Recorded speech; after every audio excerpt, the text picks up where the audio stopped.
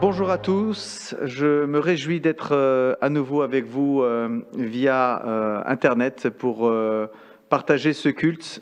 Aujourd'hui, ce sera Franck qui va nous édifier au travers de la parole de Dieu. J'aimerais introduire ce culte par la prière, bien évidemment, que les uns et les autres, nous puissions vivre ce temps dans la présence de notre Seigneur et Sauveur Jésus-Christ. Donc je vais introduire par la prière. Seigneur, merci encore pour cette possibilité de savoir que nos frères et sœurs aujourd'hui se réunissent devant ton trône avec ce désir incroyable de t'honorer, d'entendre ta parole, de vouloir te louer, te chanter, Seigneur, de pouvoir te dire combien nous te sommes reconnaissants de ce que tu es notre Dieu. Amen. Avant de pouvoir vous laisser chanter au travers des chants qui vont arriver très bientôt, j'aimerais vous partager un petit texte qui se trouve dans le livre de Josué. C'était ma méditation de ce matin. Je suis dans le livre de Josué.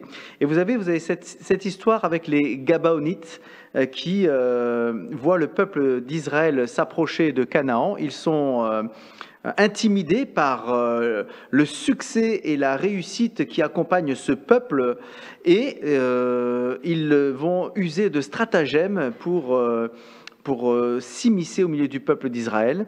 Et donc ils vont mettre des vieux vêtements, ils vont mettre des choses très usées, s'approcher du peuple en leur disant qu'ils sont un peuple qui vient de loin, en réalité, qu'il demande la protection d'Israël. Et ce qui m'a particulièrement marqué dans ce texte que j'ai lu ce matin, c'est ce verset 14 du chapitre 9, où nous avons cette parole qui dit « On prit de leurs provisions sans avoir consulté l'Éternel. Josué fit la paix et conclut une alliance avec eux en leur garantissant la vie, et les princes de la communauté leur en firent le serment. » Quand on sait ce que les Gabaonites vont créer comme problème au peuple d'Israël, on se dit quelle fâcheuse décision est prise ici à ce moment. Mais j'aimerais vraiment mettre en relief cette petite déclaration qui est fort de sens. Ils n'ont pas consulté l'Éternel. Ils prirent une décision sans consulter l'Éternel.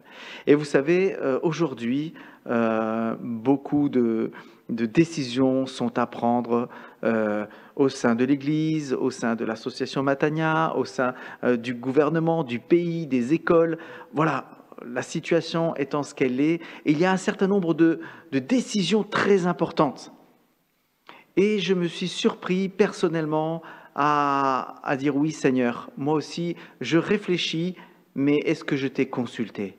Et je voudrais vous encourager ce matin et bien sûr pour tous les jours qui vont succéder ce culte, à ne jamais oublier qu'en toutes circonstances, vous avez la possibilité de vous approcher de Dieu et de consulter l'Éternel.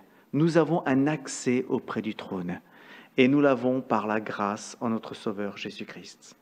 Voilà, donc j'aimerais vraiment qu'on puisse retenir ce verset aujourd'hui. Consulter l'Éternel. Ne faisons pas comme le peuple d'Israël qui, fort de son assurance, n'a pas consulté l'Éternel. Voilà. En toutes circonstances, bonnes ou mauvaises, consultons l'Éternel.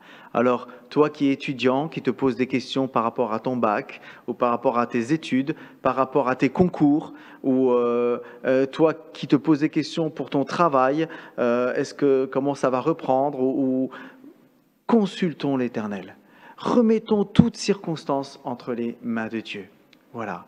Je vous invite maintenant à prier, nous allons chanter, louer Dieu et nous voulons être à l'écoute de la parole de Dieu qui nous aide et qui nous accompagne dans notre quotidien à bâtir et à construire nos vies sur le chemin que Jésus-Christ a tracé.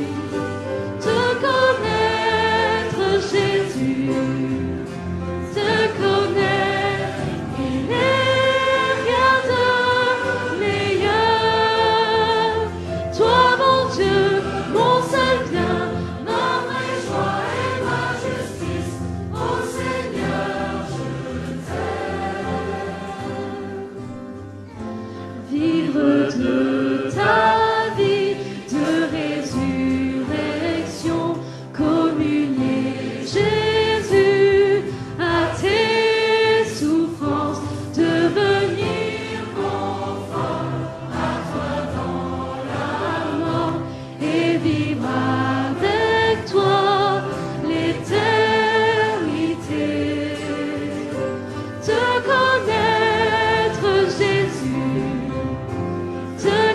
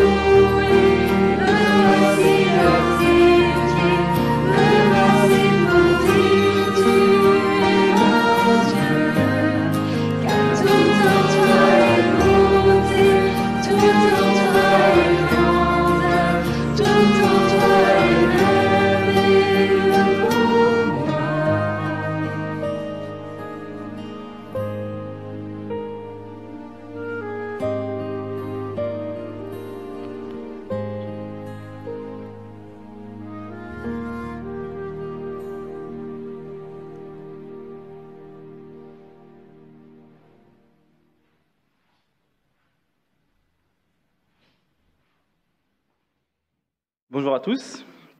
C'est avec plaisir que je me tiens, j'allais dire devant vous, peut-être quand même, devant vous en cette occasion qui est particulière.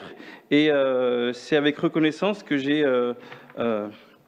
la charge d'ouvrir la parole de Dieu aujourd'hui. Je vous invite à prendre vos Bibles dans Matthieu, l'évangile de Matthieu. Avec les ados de Fixons Cap, les jeunes de l'Église, on parcourt l'évangile de Matthieu. Et j'ai choisi pour aujourd'hui un texte de l'évangile de Matthieu. Alors, ce n'est pas un texte réjouissant. Ce n'est pas un texte qui donne la joie, qui donne le moral. C'est un texte plutôt qui nous demande de savoir qui on est, qui nous propose, à la lumière de ce texte, de savoir si pendant ce temps de confinement, je connais réellement Dieu et j'agis comme quelqu'un qui connaît Dieu. Je vais prendre le texte de ma prédication. Voilà, ça va être une grosse prédication. Non, c'est pas vrai. Mais par contre, elle va nous inviter à nous questionner sur ce temps que l'on vit aujourd'hui. Est-ce que le temps de confinement va être un temps propice à l'expression du fait que je connaisse Dieu? Quand j'étais à la fac, j'ai fait une fac de sciences et je crois en 3e année, un professeur est rentré dans l'amphi et nous a dit ce que vous avez appris en première année sur tel sujet, vous pouvez l'oublier. Parce que depuis, il y a eu des expériences qui ont été faites et elles ont montré, alors je ne me rappelle plus du domaine, mais ces expériences ont montré que ce qu'on avait appris auparavant avait été non seulement remis en cause, mais c'était faux et que quelque chose d'autre faisait règle en matière de connaissances. Quand on connaît quelque chose, du coup, cette nouvelle chose, on a pu l'appliquer. Autre exemple, on est sur le point d'avoir une nouvelle voiture. Je vais changer ma petite voiture. Et alors, quand j'ai vu l'annonce, j'ai envoyé au pasteur, Luciano, qui connaît mieux que moi. Et il m'a dit, oui, ça, tu peux, dans certaines conditions, tu peux la prendre. Les conditions étaient réunies. Et ce que j'ai fait, ce que je fais d'ailleurs toujours quand j'achète n'importe quoi, c'est que je me renseigne avant. Je me renseigne exactement sur, là en l'occurrence, le modèle de la voiture, ce qu'elle consomme, la taille du coffre, etc., etc. Et donc du coup, je la connais. Je ne l'ai pas encore, mais je la connais. Cette voiture, pour moi, je peux en faire la pub, la promotion, parce que je la connais. Le texte aborde une catégorie de personnes bien connues des évangiles, les pharisiens. Les pharisiens étaient des gens qui devaient connaître la loi sur le bout des doigts. Et plus que ça, ils devaient pouvoir l'appliquer dans toutes les situations. Mais les évangiles sont une situation inédite pour les pharisiens parce qu'ils y rencontrent Jésus. C'est une situation nouvelle dans laquelle ils vont devoir confronter leurs idées, leurs connaissances et leur interprétation de l'Ancien Testament. Est-ce que ce Jésus que je rencontre me permet de valider mes compétences, Est-ce que ce Jésus que je rencontre me permet de valider mes connaissances et mon interprétation de la loi? J'invite à prendre vos Bibles, si ce n'est pas déjà fait, dans Matthieu 12, et on lira les 15 premiers chapitres. Versets. 15 premiers versets. Matthieu 12, 1 à 15. En ce temps-là, Jésus traversa des champs de blé un jour de sabbat. Ses disciples, qui avaient faim, se mirent à arracher des épis et à manger. Les pharisiens, voyant cela, lui dirent « Voici que tes disciples font ce qu'il n'est pas permis de faire pendant le sabbat. » Mais Jésus leur répondit, « N'avez-vous pas lu ce que fit David lorsqu'il eut faim, lui et ses gens? Comment il entra dans la maison de Dieu et mangea les pains de proposition, que ni lui, ni ceux qui étaient avec lui, mais les sacrificateurs seuls, avaient la permission de manger? Ou n'avez-vous pas lu dans la loi que les jours de sabbat, les sacrificateurs violent le sabbat dans le temple, sans s'en rendre coupables? Or, je vous le dis, il y a ici plus grand que le temple. Si vous avez reconnu ce que signifie « je veux la miséricorde et non le sacrifice », vous n'auriez pas condamné des innocents. Car le Fils de l'homme est maître du sabbat. Il partit de là, Jésus, et se rendit dans leur synagogue. Il s'y trouva un homme qui avait la main sèche. On demanda à Jésus, « Est-il permis de faire une guérison les jours de sabbat ?» C'était afin de pouvoir l'accuser. Il leur répondit, « Lequel d'entre vous, s'il n'a qu'une brebis et qu'elle tombe dans une fosse le jour de sabbat, ne la saisira pour l'en retirer? Combien un homme ne vaut-il pas plus qu'une brebis? Il est donc permis de faire du bien les jours de sabbat. » Alors il dit à l'homme, « Étends ta main. » Il l'étendit, et elle devint saine comme l'autre. Les pharisiens sortirent et se consultèrent sur les moyens de le faire périr. Mais Jésus la prit, se retira de là. Beaucoup le suivirent, et il guérit tous les malades. Jusqu'ici. Les pharisiens sont dans une situation nouvelle, comme j'ai dit tout à l'heure. Ils vont devoir confronter ce qu'ils pensent, ce qu'ils sont, ce qu'ils croient à Jésus, ce Jésus.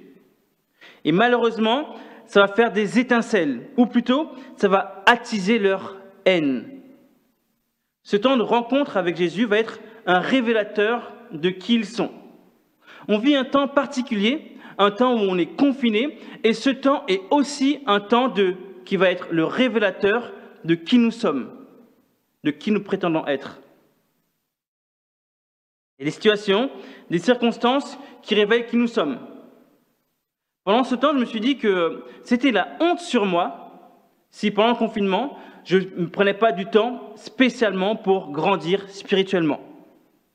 Si je ne fais pas ça, alors que je le prêche haut et fort jour après jour, je suis un hypocrite.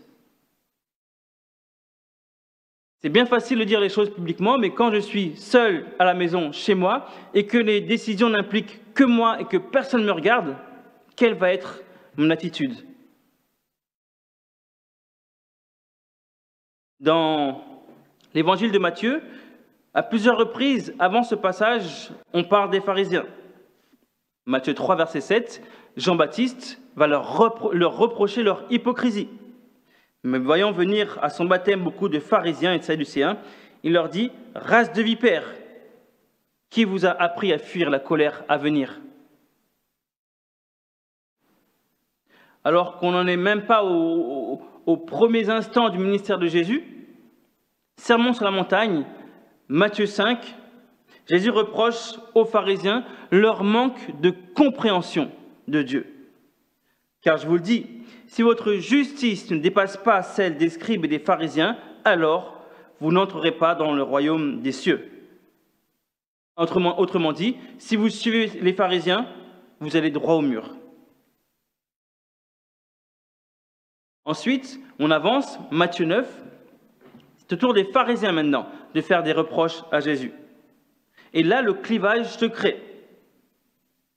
Alors, les disciples de Jean vinrent auprès de Jésus et dirent « Pourquoi nous et les pharisiens jeûnons-nous, alors que tes disciples ne jeûnent point ?»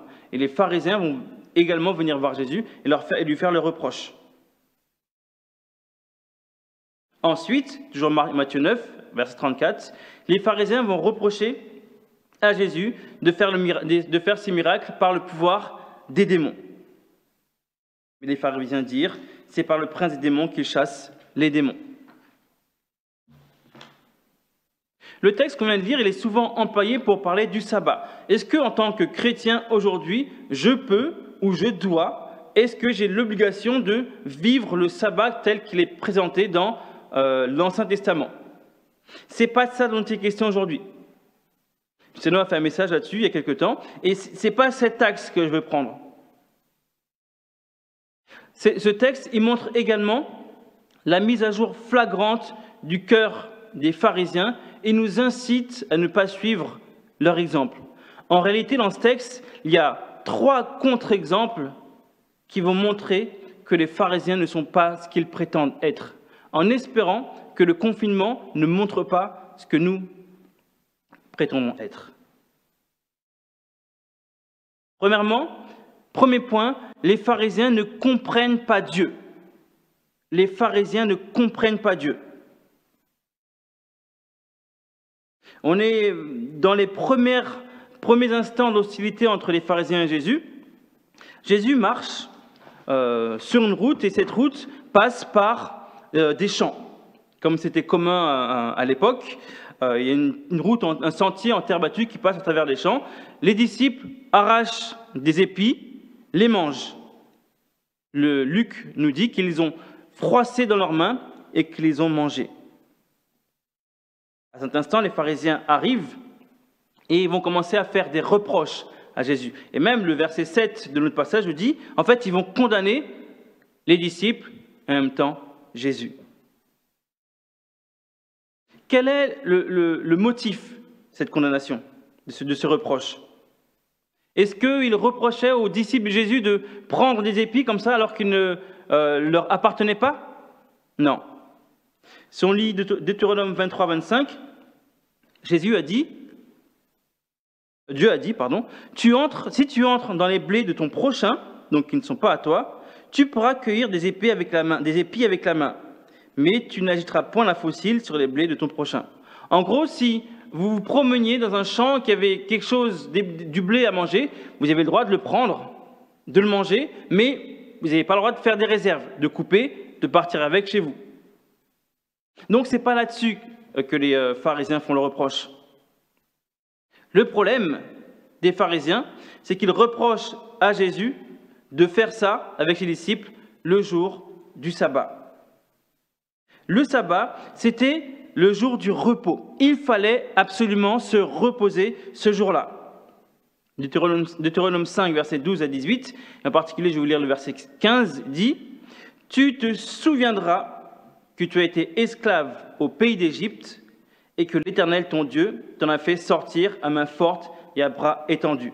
C'est pourquoi l'Éternel, ton Dieu, t'a ordonné d'observer le jour du repos. » Donc, le jour du sabbat, le jour du repos, c'était un jour particulier. Il fallait que les Juifs soient tournés vers Dieu. Tu te souviendras. Avant même l'énoncé des 10 commandements, Dieu va dire à Moïse, dans Exode 16, que le sabbat devait être respecté. Dans Exode 16, c'est l'épisode où Dieu envoie la manne et Dieu va dire à Moïse, pendant 6 jours, vous allez vous lever le matin et il y aura de la manne. Vous allez la prendre, la ramasser, une quantité bien précise, un homère d'après la Bible. Et voilà, pendant 5 jours, vous la prenez et le 6e jour, vous en prenez 2 fois plus. Alors le premier jour, le 2e jour, les gens ont pris la manne et en ont gardé pour le lendemain. La manne qu'ils avaient gardée était devenue immangeable. Il y avait des vers dedans. Donc ils ont appris que quand ils prenaient de la manne le matin, c'était pour la journée. Le 6e jour, Dieu a dit à Moïse, ils vont prendre 2 fois plus. Parce que le sabbat, il n'y en aura pas. Alors la manne qu'ils avaient récupérée, donc le double de ce qu'ils avaient besoin pour une journée, ils l'ont gardée pour le lendemain, et le lendemain, elle est encore mangeable. Il n'y avait pas de vers. Dieu montrait ainsi par là que le jour du sabbat, c'était un jour particulier. Dans les 10 commandements maintenant, Dieu va insister sur le sabbat, c'est le 4e commandement. Le jour du sabbat, c'est un jour à respecter. Et enfin, quand on lit Lévitique 23, 1 à 3, Lévitique 23, 1 à 3, c'est une fête. Alors il y a beaucoup de fêtes dans la Bible. Il y a beaucoup de fêtes. Mais celle-là, elle devait être répétée toutes les semaines. C'est comme si on vous donnait l'occasion de fêter pendant 1 an votre anniversaire 1 fois par semaine, 52 fois. Donc il y avait vraiment quelque chose de particulier pour les pharisiens, qui étaient vraiment des personnes qui respectaient scrupuleusement la loi. Le jour du sabbat, il y a des choses à faire et ne pas faire. On a retrouvé la tradition orale de ce que pensaient les pharisiens. Elle a été écrite dans ce qu'on appelle la Mishnah. Michano en a parlé dans sa prédication la dernière fois. Et il y a en particulier 39 choses qu'il ne faut pas faire. Alors je ne vais pas les relire toutes, mais je vais en citer quelques-unes. Il est interdit de moissonner. le jour du sabbat. Il est interdit de pétrir du pain. Il est interdit d'écrire plus de 2 signes ou 2 lettres. Il est interdit de trier et de séparer des grains, etc. En fait, il y a des commentaires qui vont pouvoir interdire de manière rigoureuse et actualisée chaque chose qui sont dans cette liste de 39 choses.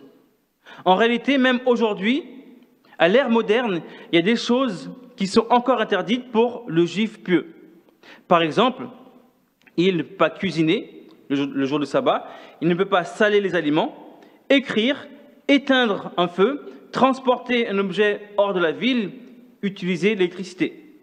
Et si jamais une lumière est allumée, il n'a pas le droit de l'éteindre.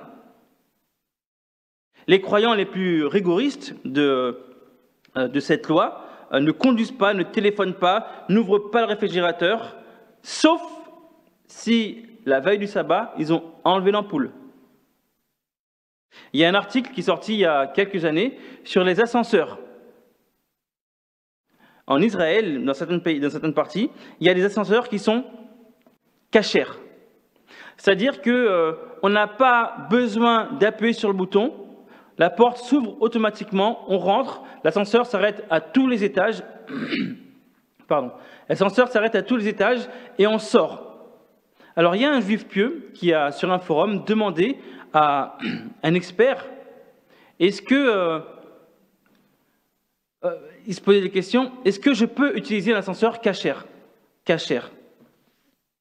L'expert a démontré que si tu appuies sur le bouton, ça fait une étincelle du feu. Tu ne peux pas entrer dans l'ascenseur. Mais si tu n'appuies pas sur le bouton, tu peux rentrer. Par contre, si tu rentres, attention à ne pas rentrer quand les portes se ferment, parce que là, tu mettrais en route le moteur vers l'ouverture de la porte, et donc là, ça créerait une étincelle. Vous voyez le truc? Le sabbat, c'était un jour qui devait être un jour où on se souvenait, une célébration, et c'est devenu un jour où les Juifs se torturent l'esprit. Beaucoup de commentaires pour dire, ben voilà, le contexte dans lequel les Juifs, les pharisiens, font ce reproche à Jésus. Attention, on ne fait rien le jour du sabbat. Les disciples ont arraché les épis, c'est moissonner. Ils ont froissé dans leurs mains, c'est les battre. Ils ont enlevé la paille en soufflant, c'est vanner. Et tout ça pour préparer un repas, donc c'est interdit. Vous savez quoi? Vous méritez la peine de mort pour ça. Et le reproche à Jésus, c'est que si tu venais vraiment de Dieu, eh ben, tu saurais ça. Et tes disciples ne violeraient pas le sabbat. En fait, tu es un imposteur. Voilà le cœur des pharisiens. Juste dans ce petit reproche. Verset 2. Voici que des disciples font ce qui n'est pas permis de faire pendant le sabbat. Ce petit reproche est un révélateur du cœur des pharisiens. Alors Jésus va répondre par 2 exemples dans le texte. L'exemple de David et l'exemple actuel des sacrificateurs dans le temple. David, le roi David, le grand roi David, avant de devenir ce grand roi, a été pourchassé par Saül. On peut voir ça dans 1 Samuel 21. David est pourchassé par Saül. Il va fuir. Il va arriver à Nob. Là, il y a le tabernacle. Il va rentrer dans le tabernacle et il a faim. Il va demander du pain. Il ne reste que de disponible que des pains de proposition.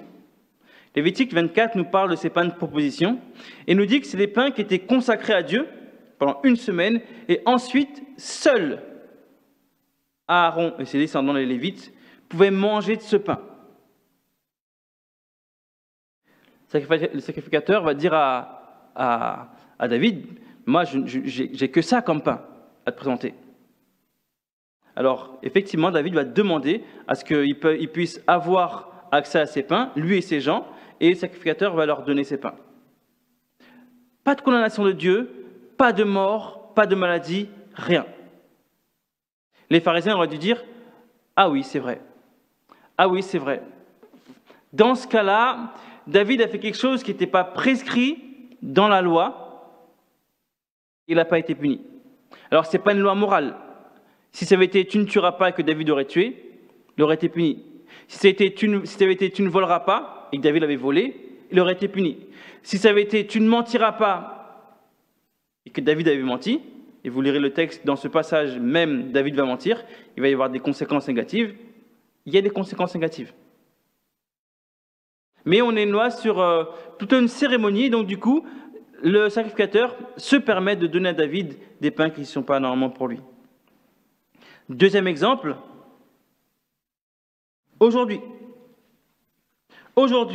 les sacrificateurs, dans le temple, ils mangent, ils font le service, ils offrent des victimes, ils font des gâteaux, ils peuvent circoncire, tout ça le jour du sabbat. Jésus leur rappelle, mais n'avez-vous pas lu dans votre loi que les sacrificateurs, aujourd'hui, dans le temple, violent, profanent le sabbat. Et malgré tout, ils ne sont pas punis. Les pharisiens auraient dû réaliser, effectivement, il y a quelque chose qui cloche là. On insiste beaucoup sur le sabbat, alors que, sous nos yeux, les sacrificateurs, qui sont agréés par Dieu, le violent. Est-ce que le respect du sabbat est-il si important pour que nous fassions des reproches à Jésus de cette manière?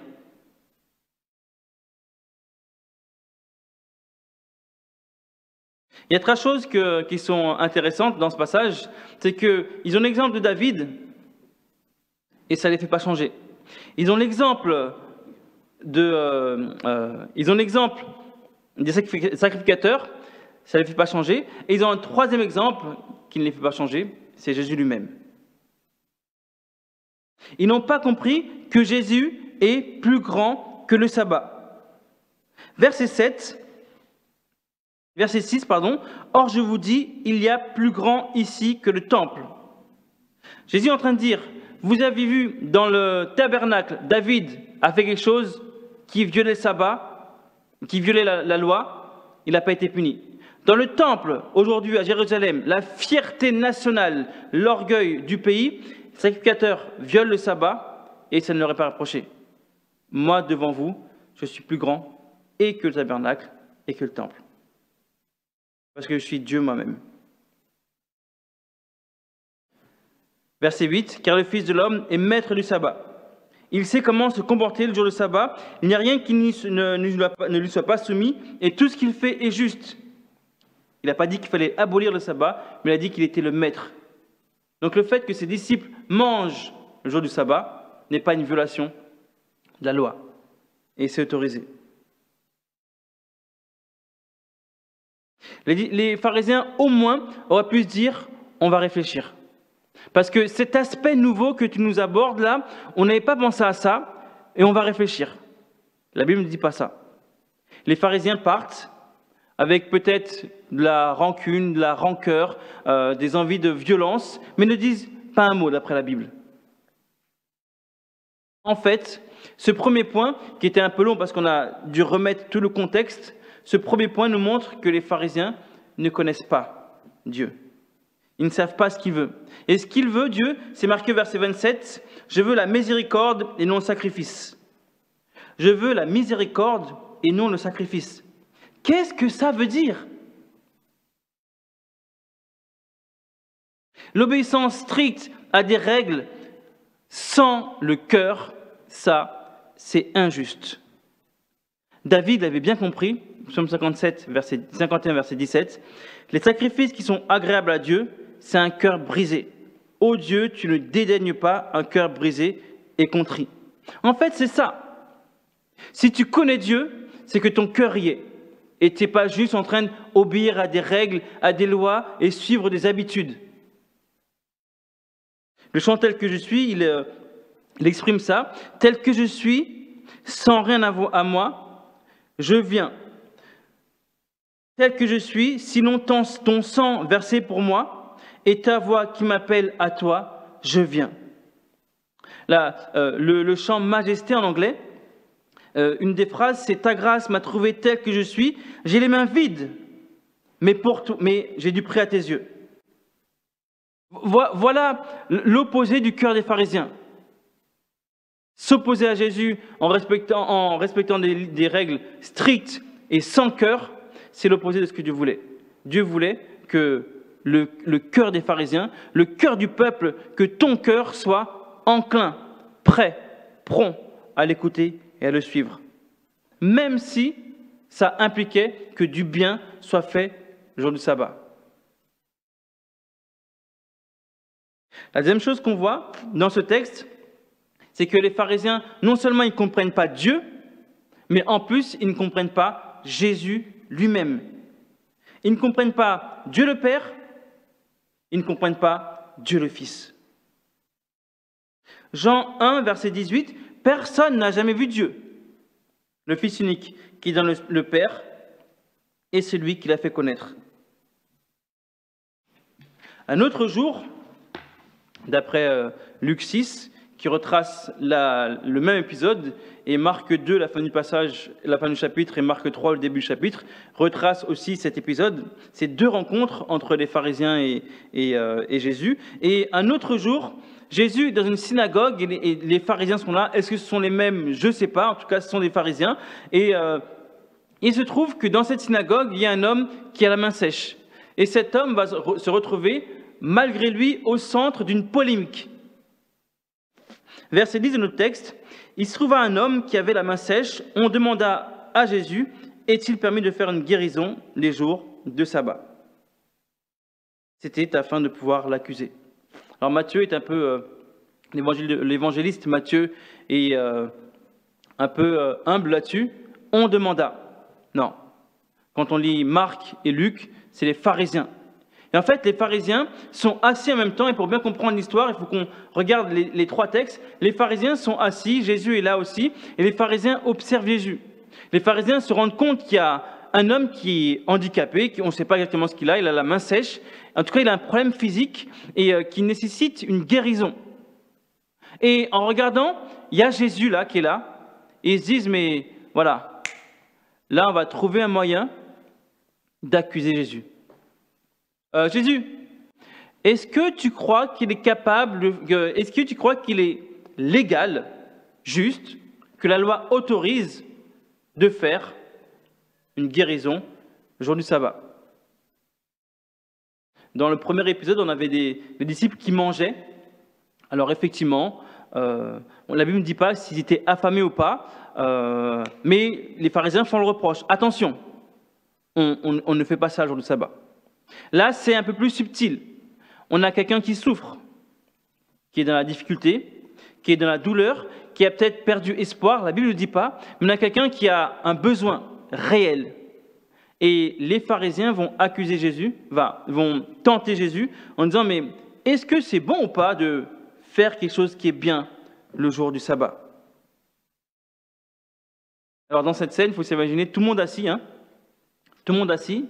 Et quand on lit Luc et Marc, ils nous rapportent que Jésus fait lever la personne. Alors elle n'a rien demandé, a priori. Cette personne, elle est debout, tout le monde la regarde et elle a la main sèche.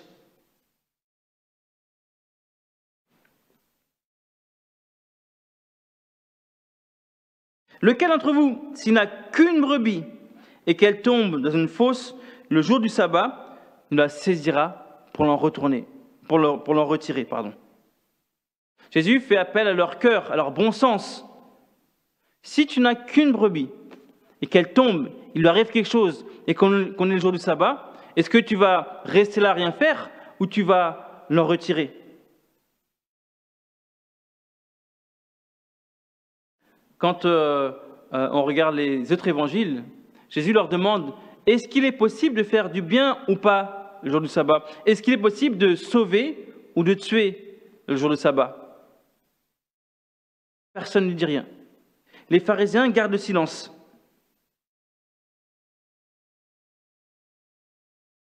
Dureté de leur cœur et surtout, ils ne connaissent pas Dieu.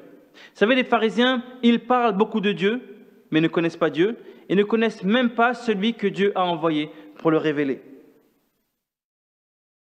Verset 12 de notre passage, « Combien un homme vaut-il pas plus qu'une brebis ? Il est donc permis de faire du bien le jour du sabbat. » Effectivement, quand on compare, on trouverait absurde de voir sa brebis dans une fosse et de ne pas la retirer, mais par contre, de voir quelqu'un qu'on peut guérir le jour du sabbat, ça, ah non, on ne le ferait pas.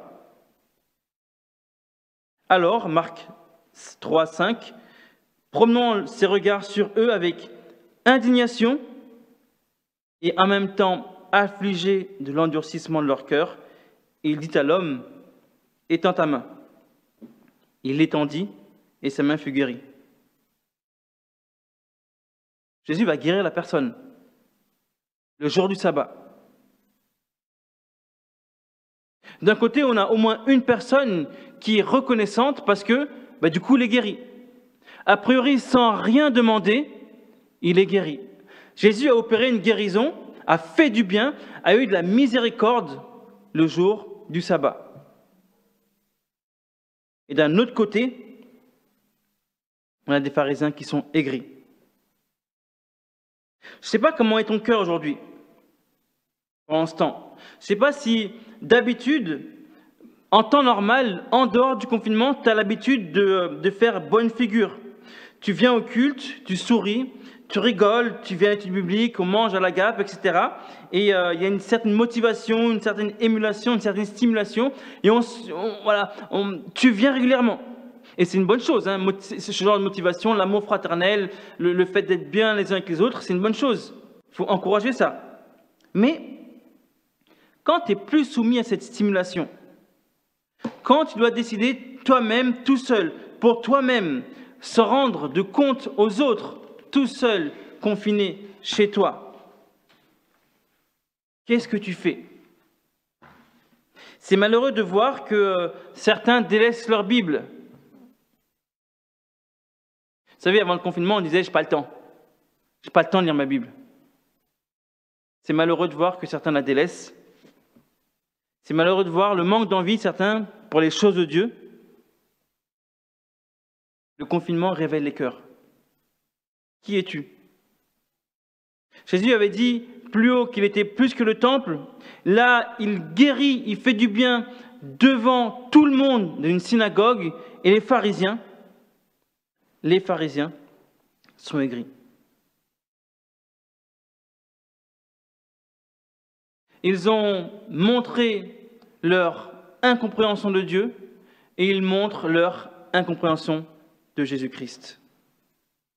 Alors, la troisième chose qu'on voit dans ce texte, c'est que les pharisiens non seulement rejettent Jésus, mais rejettent également le salut.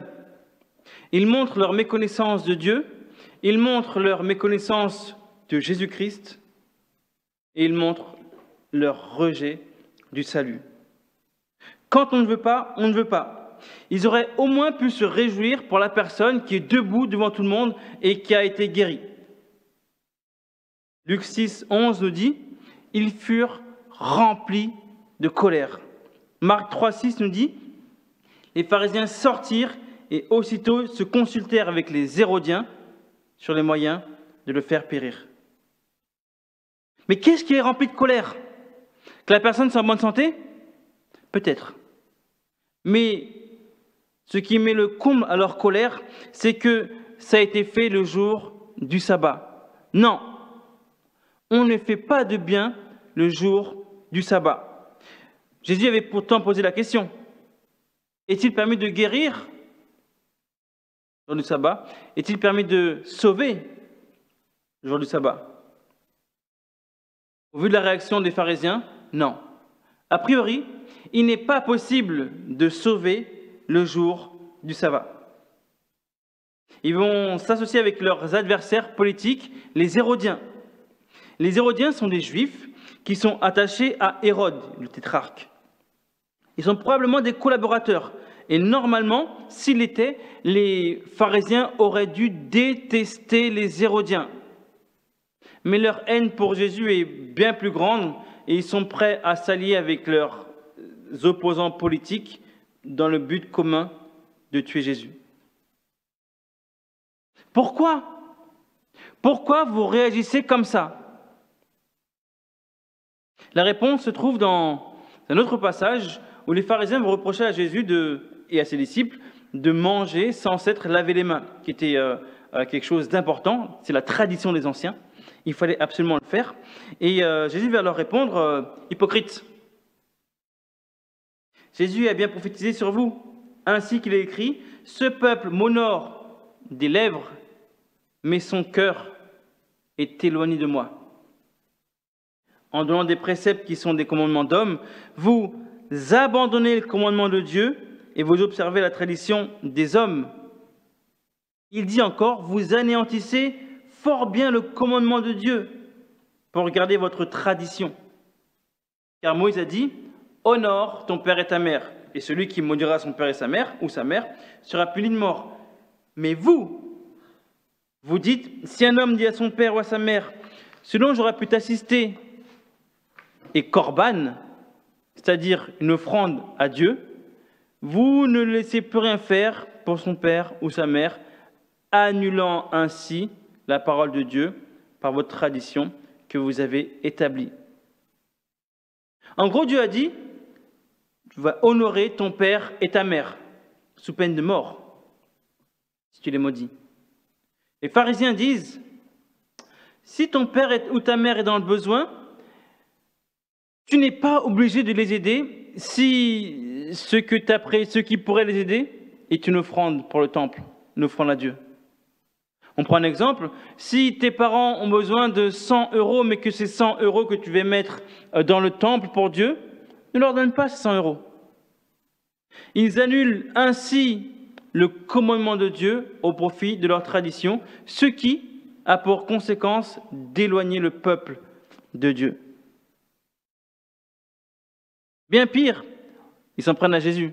Verset 24 de notre passage, les pharisiens ayant entendu cela, un miracle d'une guérison, dire, cet homme ne chasse les démons que par Belzébul, prince des démons. Jésus vient de chasser un démon, c'est un miracle, et les pharisiens l'accusent d'être de mèche avec les démons, donc d'être du diable. Quel Dieu servez-vous, les pharisiens? Quel est votre Dieu? C'est manifeste, c'est clair, c'est net, c'est visible. Ils ne veulent pas du salut proposé par Jésus-Christ. Ils ne s'en cachent même pas. La présence de Jésus met leur cœur à jour. Un jour ou l'autre, ton cœur aussi sera mis à jour. Tes pensées les plus secrètes, tes motivations, ta volonté sera mise à jour, et ce sera trop tard. Parce qu'elles révéleront, je ne l'espère pas, que ton comportement était le comportement de quelqu'un qui ressemble à un chrétien. Mais tu n'en étais pas un. Tu avais les actions d'un chrétien sans en avoir la force. Mais par contre, Dieu a tant aimé le monde qu'il a donné son Fils unique, afin que quiconque croit en lui ne meure pas, mais ait la vie éternelle. Jean 3,16. C'est ce que rejetaient les pharisiens. C'est ce que tu peux t'approprier pour être sauvé. Quel réconfort pour nous qui connaissons Dieu. Il n'y a pas un jour où Dieu ne peut nous secourir. Il n'y a pas un matin où ses bontés ne sont pas renouvelées. Il n'y a pas un jour où il ne nous accompagne pas, même quand nous passons par la vallée de l'ombre de la mort. Ce temps de confinement peut être pour toi la vallée de l'ombre de la mort et tu as besoin de te raccrocher aux promesses de Dieu. Il n'y a pas un jour où Dieu ne peut pas faire du bien. Mais ce temps aussi pour toi peut être l'occasion de révéler qui tu es vraiment. Tu crois en Dieu, manifeste-le. Ta foi d'agrandir parce que tu t'approfondis, tu lis la parole, tu pries, tu aimes l'autre en prenant soin de lui. Luciano l'a dit plusieurs fois, on s'envoie des textos, il y a de l'amour fraternel qui se montre. Et c'est une bonne chose, et il faut la continuer. Notre temps, c'est un temps où on doit regarder autour de nous. Et ce que Dieu nous demande, c'est d'être des lumières. Jean 8, 12, Jésus leur parla de nouveau, il dit « Je suis la lumière du monde. Celui qui me suit ne marchera pas dans les ténèbres, mais il aura la lumière de la vie. » Et Matthieu 5, 14, le dernier verset que je dirais, « Vous êtes la lumière du monde. » Nous sommes la lumière du monde. Dans ce temps de confinement, on doit briller. Briller parce que nous connaissons la lumière. On a chanté tout à l'heure, « Lumière du monde venue dans l'obscurité ». Moi-même, ce temps de confinement doit révéler que je suis une lumière. Confiné, connaît Dieu. Confiné, imite Dieu. Amen.